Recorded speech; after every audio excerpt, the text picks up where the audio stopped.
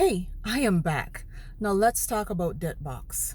And it's a bit of compliance first, but for the regulator. You see, the US SEC, Securities and Exchange Commission, brought up some charges against debtbox. Now, I'm dumbing this down a bit, not to insult your intelligence, but to actually make you a bit more curious. Debtbox, crypto-based firm, sued by the SEC, gets to federal court. And then the judge slams the SEC. It was so bad that two attorneys had to resign or be terminated.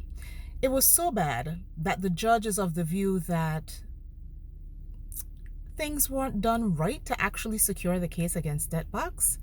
It was so bad that the judge ordered the SEC to pay debtbox's legal fees.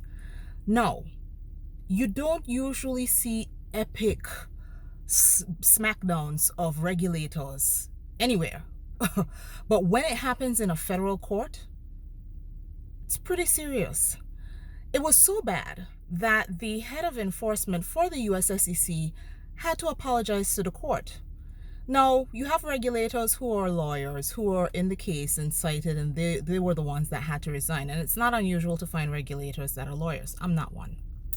No judgment against them for making that particular choice. But what it says to me is that there's a lot more accountability being placed on all parties involved in the compliance process, both the regulated and the regulator.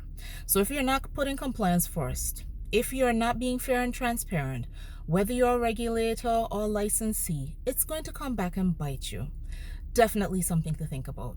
I'll be back tomorrow with more content.